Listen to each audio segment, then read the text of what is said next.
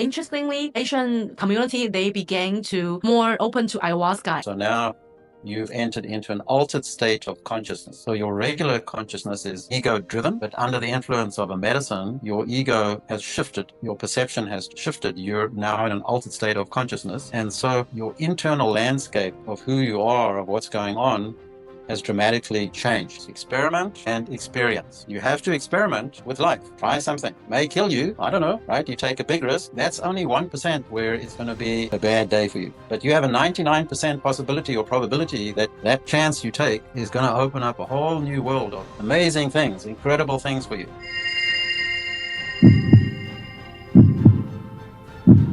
Welcome to the Hard Part. The guest I have here today, Sel Sarkin. He's a magnificent inventor, healer, teacher, and plant medicine facilitator who has helped thousands of people around the globe.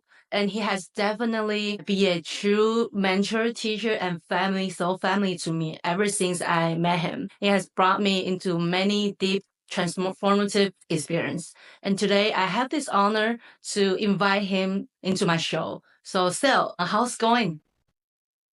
Doing well. It's another beautiful day in Los Angeles. And thank you for inviting me to share a podcast with you. And let's see where the journey takes us. So what have you been doing that you feel very passionate about lately?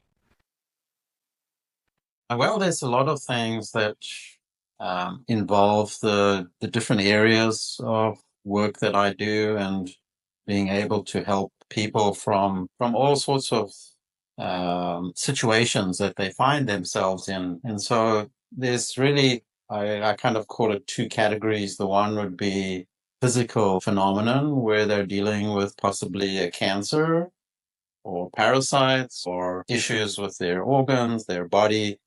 So that's in the physical realm. And then we have metaphysical, spiritual, psychological, emotional realm, which also plays a large part in physical manifestations. So somebody may come to me who is depressed or anxious. I may work with someone who has cancer or diabetes or something going on with their skin like eczema. And skin conditions are often psychological or stress related, like somebody breaks out in hives or develops a rash.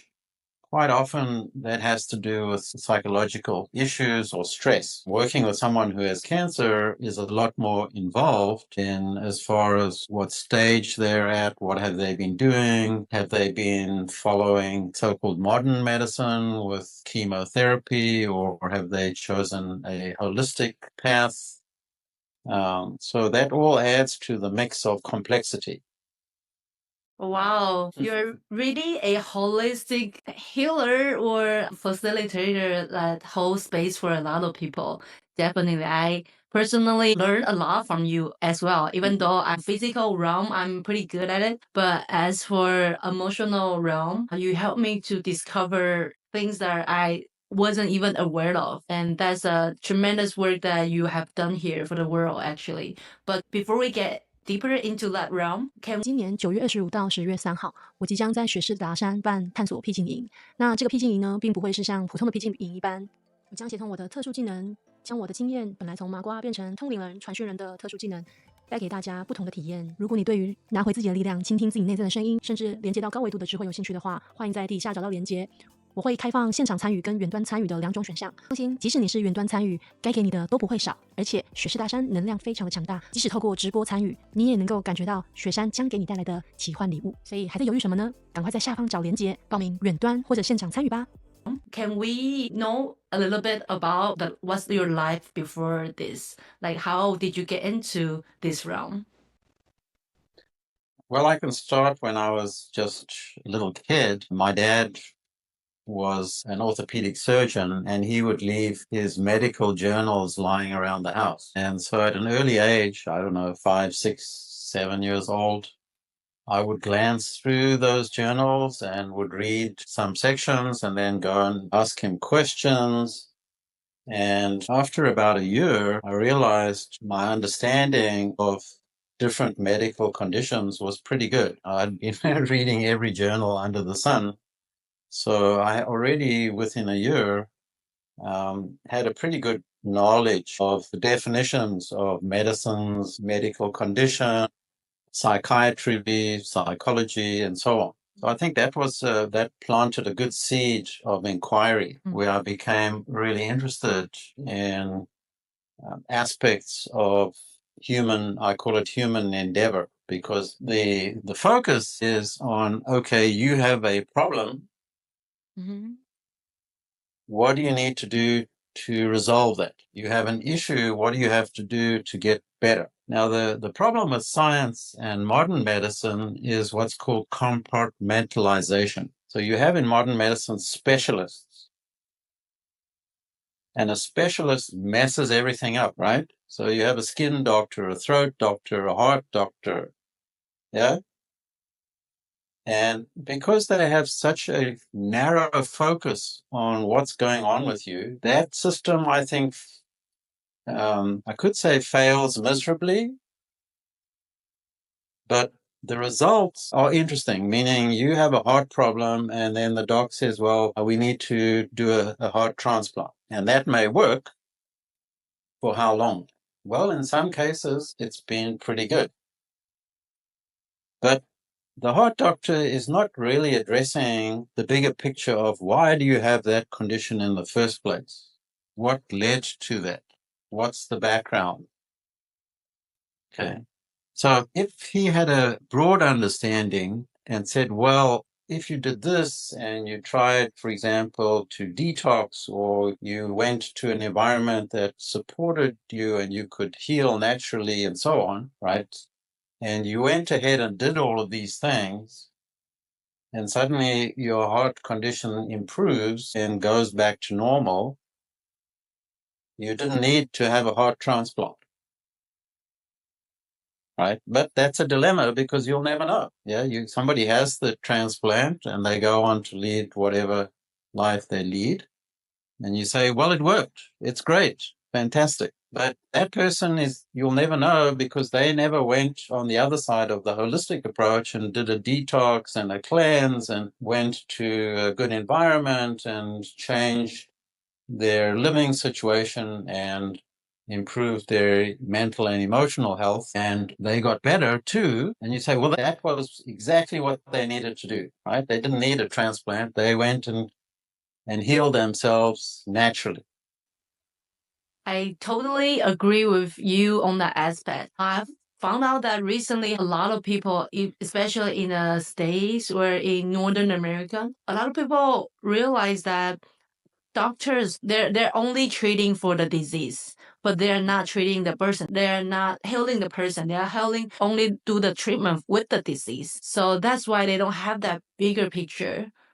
If I put it this way, imagine that you are in a big company with a lot of department. Everyone in that department only responsible for only particular department. They have no clue or no idea to the bigger picture of it. People don't have the holistic view for especially the human health. I totally agree with you on that. Based on that understanding of how the recent medication is not really helping the human health, you shifted from treating the physical realm into the emotional or spiritual realm. How did that transform to you? Well, I mean, after high school, I went and did engineering at university, and I never went to medical school because I felt having to study a curriculum which was essentially designed by pharmaceutical companies or under the lobby of pharmaceutical companies. I didn't want to become a drug pusher, right? I didn't want to become a dealer.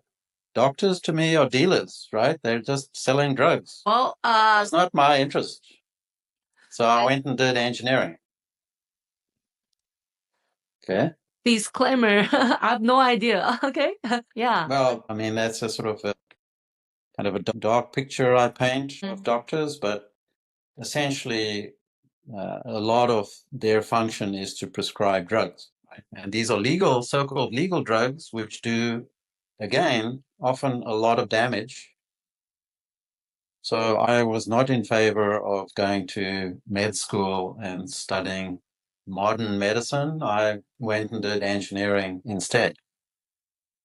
What that gave me was a very good foundation into thinking out of the box.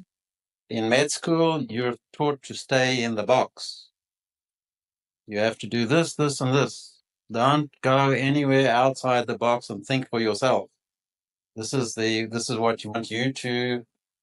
This is the information we want you to use with your patients, and stick to that. So I got a very good grounding with engineering on how to think. So then I slowly started to incorporate the principles of engineering into medicine.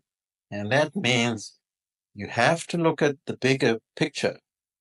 So if somebody comes to me with a condition, I will ask them probably more questions that have nothing to do with the condition, so that I can build a much better picture of why they have that condition in the first place.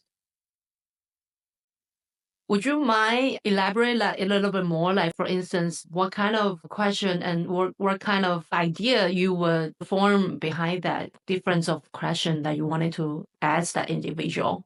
Well, a good example is somebody comes to me who's anxious. They say, I can't sleep at night. I'm not doing well. I wake up in the morning kind of feeling very desperate, and I don't want to even go through the day. It's difficult and so on.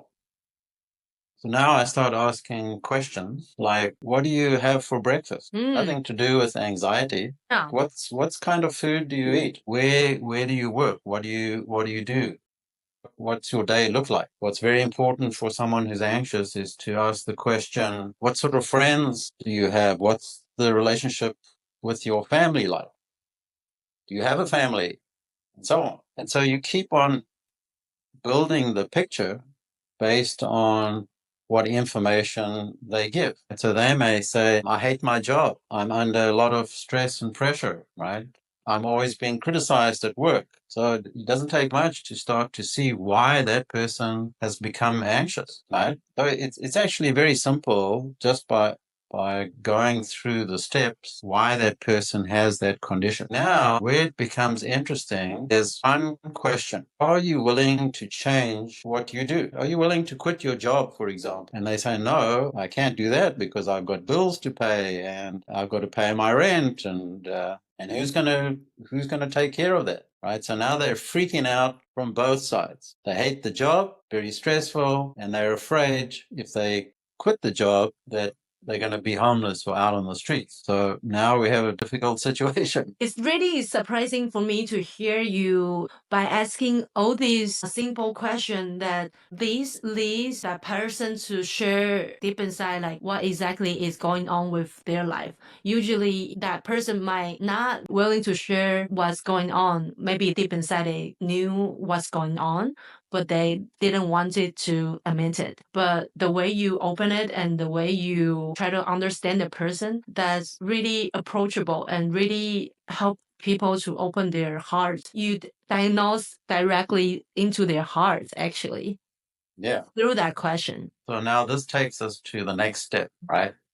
So we've been taught that you have to have things in place. You've got to have your job, your security. So the whole thing with society is you have to be functional to be secure. So that's it. Those two are words closely tied together. Society wants you to be functional to give you security. But this person is suffering because they're stressed, they're anxious, they're not enjoying their life. So now it means to go to the next step, that person has to take a risk. So this is one of the fundamentals of life, is to take a risk, meaning to go into the unknown. Now, to get better, that person actually has to either quit their job or change it, do something that's different. They have to go to their boss and say, I can't do this anymore.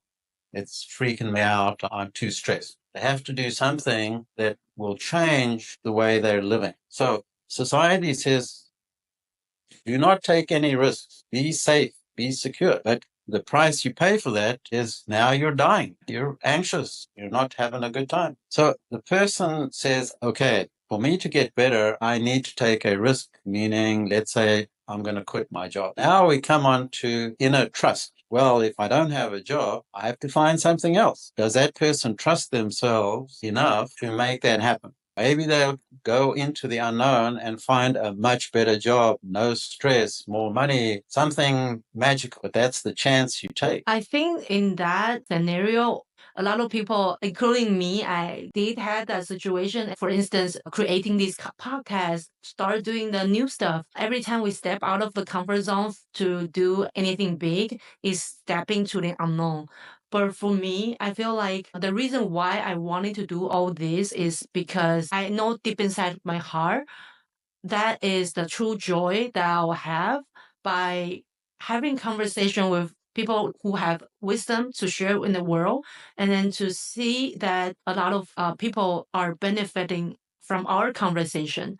So it all comes down to whether that person is willing to listen to their heart, right? The reason why that person is suffering is basically not listen to what they really want inside of their heart. And they've been ignoring that by using a lot of critical thinking, problem solving. But yeah, I wanted to echo to you on that as well. And I wanted to find out more about like how did you start getting into stepping into the unknown? Because I believe that for you as a engineer background guy, you definitely have a lot of logical mindset as well. When people are asking you to step into the unknown, how did you overcome that? How did you feel at the time? Going back to as a child, I was very curious and I would always ask these questions. How does that work? What's going on? I want to go and check it out. And even in my teenage years, I remember wanting to travel. And to me, travel is a great teacher. Once you leave your environment and go somewhere else, you're going to learn an incredible amount. Maybe you have to learn another language. But for sure, in traveling, you're going to meet people outside of your circle of religion, thinking, beliefs, who are going to tell you very different things to perhaps what you grew up with. They're going to show you things you could never have imagined. You're going to see things you can't believe. And so travel to me is the greatest way of going into the unknown. Now you have two possibilities with travel. You can do external travel. That means go out and look at the world. And you can do internal travel, which is really the way to find yourself much more than external travel, because external travel is going to actually help you find how to do the internal travel. It's a beautiful dance or combination there.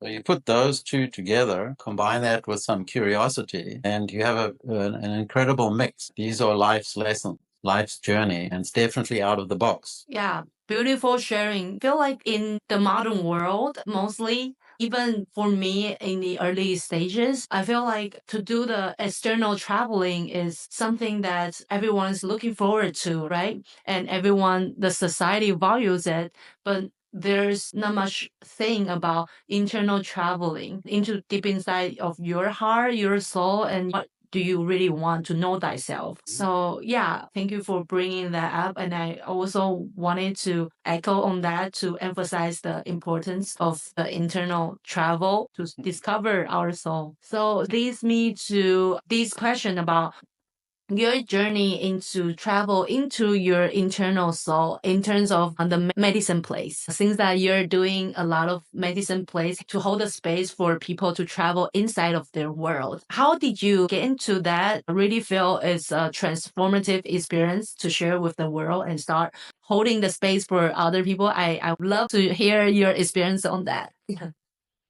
Sure. So the common word for internal travel is meditation. If we simplify it, as soon as you close your eyes and let's say sit on a chair, close your eyes for 5-10 minutes, you begin the inner travel. There's no choice. You're not able to be distracted by what's going outside or around you because now your eyes are closed. So I call that a beginning phase or understanding is just that simple practice of close your eyes for a few minutes, you begin the inner journey. And there are a million different types of meditation that can have powerful effects of your inner journey. If you add breath work to that, it gets much stronger. The breath work will take you much deeper. And you can add to that and add in some sound. So that's why sound baths have become popular. Now, if you want to add to that, you can then start talking about spirit medicines or sacred medicines, or what we say are the psychedelics. And what do the psychedelics do? They essentially change your software. And how do they do that? Well, they lift the veils or the filters that have to do with your ego.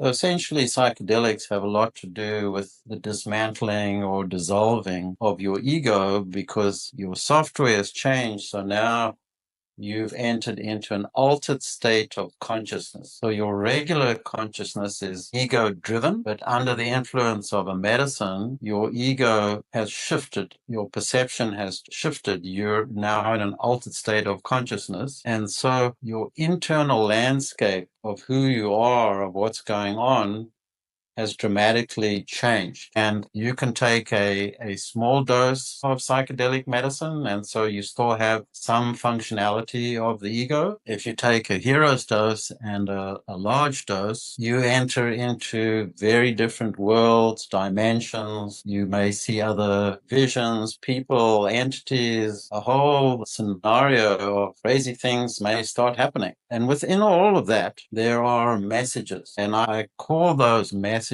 information for you to find out about yourself, to find out two things primarily. The one is your fears, for example, of death, your fears of loss, your fears of being amazing, of keeping small. And then the great part of the journey is finding the love that you have for yourself, and that can expand to the love that you have for others, people you know, and then it can expand even more to the universe, the love that you have for the world. So that's your choice. Thank you, Sel, for giving this holistic painting big picture of traveling into the inner journey. One point that you brought up inside of that inner journey, how plant medicine space is able to dissolve the ego that we used to hold on. And then I think that's a lot of people, we are trying to distinguish between our ego voice and our inner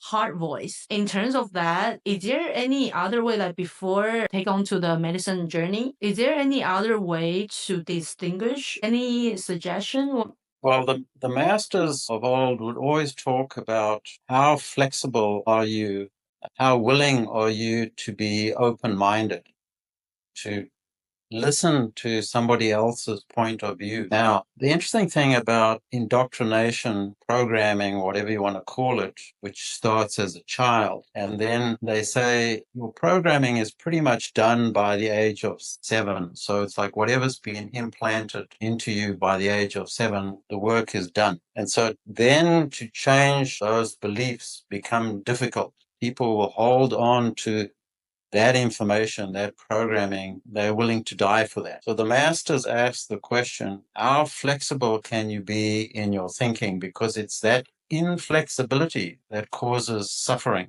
that you want the world, you want your life to be a certain way, has to be this way, can never change, and all you do is suffer.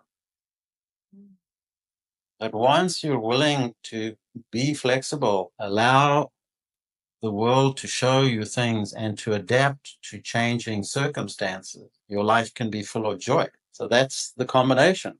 Flexibility equals joy and happiness because you adapt. You see, you're willing to be intelligent. Idiots are those who do not adapt. Idiots are those who are not flexible. 100%. The reason why that I was able to connect with you even deeper and have that transformative experience is because for me being open-minded as an Asian, many of our audience, they're probably Asian as well, and we have limited or even none resource of get in touch into the plant medicine, we would have that stereotype of thinking that it's some kind of drug, but actually it's similar like ayahuasca. Interestingly, Asian community, they began to more open to ayahuasca instead of the other plant medicine, because I don't know, it's just how society shape around the stuff. And that's really interesting topic to talk on. We don't have to dig into it today, but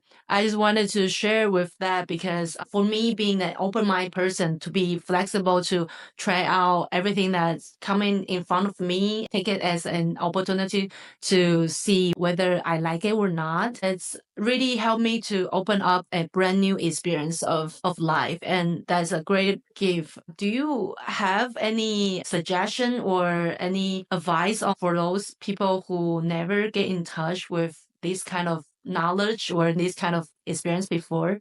Is there any suggestion beforehand or something that they need to prep inside of their heart? I had said earlier that to see the world differently, you have to leave your closed environment. So it doesn't matter if you're Asian, whatever, if you grow up in a certain area, never really leave that area and the people around you, you have a very limited viewpoint of actually what's going on. As soon as you're willing to travel a bit and see what else is happening in the world, particularly when you meet other people, how they think, it begins to open up areas of wonder and curiosity inside you. Now, for those people who may have a natural desire to grow and don't leave their environment, if they're open to trying something such as a psychedelic medicine that will show them a little more of who they are, that person has some courage, curiosity, willingness to go further, because it always comes down to fear. Right? How much fear do you have that you always want everything to be the same? You want your life to be known. And then you see yourself in a certain way. This is who I am. This is what I've got. This is what I've become used to. These are my little experiences. That's all fear. Yeah. But once you're willing to venture out and try different things, I like to use the two words experiment and experience. You have to experiment with life. Try something. It may kill you. I don't know. Right? You take a big risk. You do something stupid, you do something wrong, you can lose your life. People are afraid to experiment because they don't know where it's going to go. But that's only 1% where it's going to be a bad day for you. But you have a 99% possibility or probability that that chance you take is going to open up a whole new world of amazing things, incredible things for you. So then it's worth the risk. You have a 99% chance of it going to be beneficial for you. Definitely worth a chance of trying something, experimenting with the unknown. And that can be ayahuasca, it can be a psychedelic medicine. Because if you look at the texts from thousands of years, humanity has always been doing psychedelics. There's mushrooms everywhere on the planet, right? Weed or pot everywhere on the planet. People have been drinking alcohol for who knows how long to get a buzz, feel differently. Yeah. So in a sense, it's not even risk taking because we've been doing this for forever and a day, right? But it comes down to the individual. Just because everybody else has been doing it doesn't mean I have to do it. I'm going to live a very straight and narrow life. Yeah. I'm not going to take any chances. And then that person's going to die young. So you want to live a long life? Take a chance. Thank you for sharing. Well, I just want to remind that we are still in a PG-13 channel here, but I love how you describe the traveling into that inner journey. And as you were mentioning about that new experience of opening up to plant teacher, that is more also going to another country, trying out new stuff, trying to live a new way and trying to speak another whole new language that you are not familiar of. and traveling into the inner journey using different kinds of plant teacher is really another foreign experience for people to do it. And even though it is really interesting enough that how people are getting more and more acceptance into ayahuasca instead of other plant teacher. I just want to bring that up as well to remind everyone that there are not only ayahuasca in this world that will bring you experience. There are many things that in the world, just like different countries, there are different kind of countries that can bring you different kind of vibe. So yeah, thank you sharing, Sel, for so much beautiful message and the knowledge or wisdom inside of the plant medicine space to travel the inner journey. Last but not least, so what is that one thing that you wish you could have done when you were younger? I don't really have something that I feel I've missed out on. I don't have really regret. So certainly I've lived a full life. However, if we're going to talk about what I know today and what I didn't know back then, is all about love. So if I knew what I know today and I could apply my heart to when I was a teenager or in my 20s or even these matters around love, that I was certainly afraid to love. And that caused me a lot of pain. And if I was able to, I would have lived my life very differently. I deeply resonate to that. Totally. So that's why our show's name is The Heart Part. So from a rate 1 to 10, how much do you think like right now you're operating from your heart now? Well, every day is different. And some days I feel my heart is very open and I feel very loving and very expansive. And then some days it's shut down and closed off. And I tell people don't come anywhere near me, otherwise won't be a good what's the word, exchange. I'm upset, I'm this, I'm that. But so every day is different. I think that's the beauty of life, is to just observe and watch how we go through our emotional states. The key then is awareness, in being able to identify when I'm upset and to come out of it. And when we have awareness, we can come out of that more quickly. You don't want to be stuck in being upset or hurt for too long. You can be there for a while, but don't let it become a habit.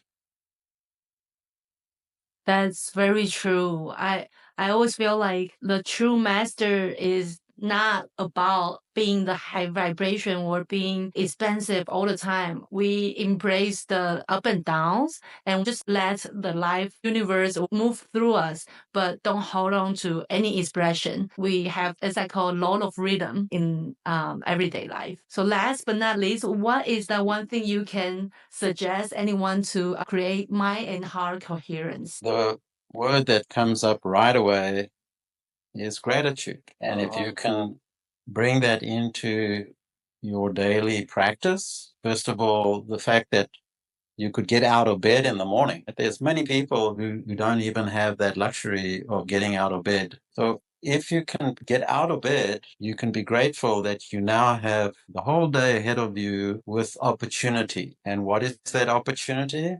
That's entirely up to you. Yeah. Opportunity to create anything we want.